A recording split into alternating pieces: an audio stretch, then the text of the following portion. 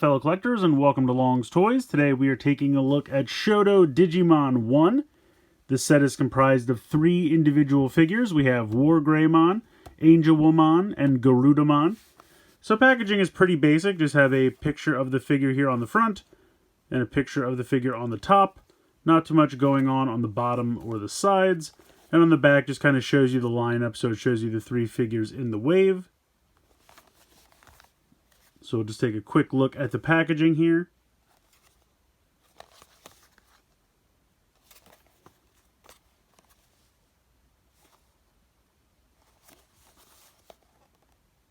So I'm going to go ahead and get the 3 of these out of the box, and we'll take a closer look. So here are the figures out of the packaging. We'll start over here with Garudaman. These are really nice little figures. There is some minor assembly required. You just kind of basically have to attach the limbs to the torso, so basically 4 connections, ball joints really, so it's not a big deal. But since they are Shodo, they are fully painted little figures. There are no stickers on these whatsoever. I would say they're probably like 2.5 to 3 inches. Maybe Garudaman and Garudaman are about 2.5, and Angelwoman's probably about 3 inches tall. But really solid little figures. I mean, the level of detailing and the paint applications, all really, really sharp. You have a head swivel here. You have a ball joint for the shoulder. You have a hinge and a swivel for the elbow. From the forearm down is one solid piece, but again, really nice paint applications everywhere. You have a waist swivel, ball joint in the hip, and then you have a hinge and a swivel in the knee, and then you have a ball joint in the ankle. But really, really nicely detailed and painted figures. The only complaint I have for Garudaman is the 2 shield pieces here. They're a little close, so depending on how you want to, spread them out, they kind of hit into each other sometimes. But you can kind of find a happy medium and you make it work. But that's really my only complaint with him. Otherwise, he's pretty fantastic. Moving on next to Angelwoman.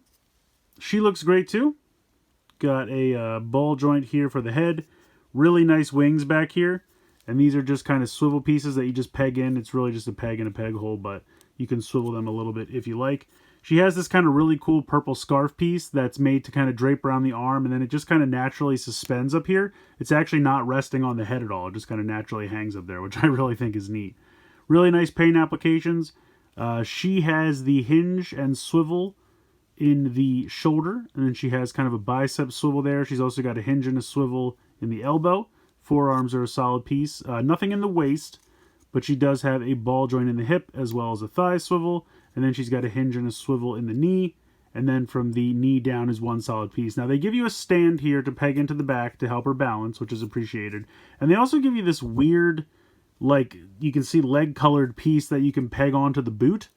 It just kind of naturally forms into it. I don't know if you need that. I would think the stand is enough.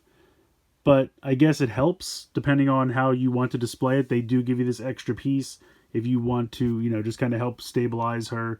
It just forms right on there, very nice and tight, and then it's just kind of an extra stabilizing thing to help her stand. She doesn't really need it. She needs at least the back stand. You definitely aren't going to have her stand on her 2 legs, but I would think you could probably do one or the other. I don't know if you need both, but they give you both depending on what you prefer. If I go ahead and take the back stand out, she can stand not too badly with that piece, but I feel like if I take this off as well, she would really be kind of hard-pressed to stand, just because of the weight of the wings. The wings are just, a little heavy, but they're absolutely necessary, so they had to come up with a way that the figure would still stand. I'd probably go with the back stand as opposed to the big chunk on the foot, just because I think it looks a little better. But whichever you prefer, you have 2 options, or use both for added stability. So whichever you prefer. I guess I'll put this on for now just to really make her stand. And last but certainly not least, we have Garudaman. Again, the detail, the paint, the head sculpt I think looks fantastic. These braids are actually molded onto the body instead of the head, so you can move the head a little bit side to side. Now the wings do kind of get in the way because she has the long ponytail back here, but you can still move the head a little bit. And you can see that that is on a peg, and that just pegs right in there, so you can swivel side to side. The wings are on a ball joint, so you have a little bit more movement with them. You have a ball joint for the shoulder. You have that hinge and swivel in the elbow. Again, from the forearm to the hand is one solid piece.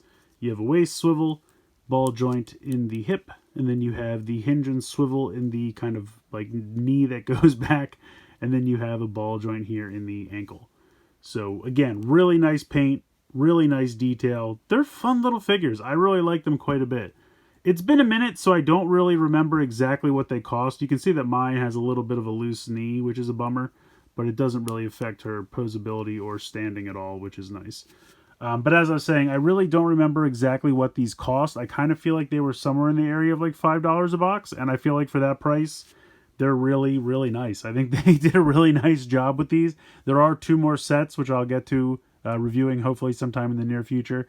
But yeah, I think these are really fun little sets. At this point, I would probably look for them on like Yahoo Japan Auctions, Mandarake, something like that. Probably shouldn't be too hard to track down because there's only 3 per set, but the cases had like 8 to 10 figures per case, so there were tons of doubles.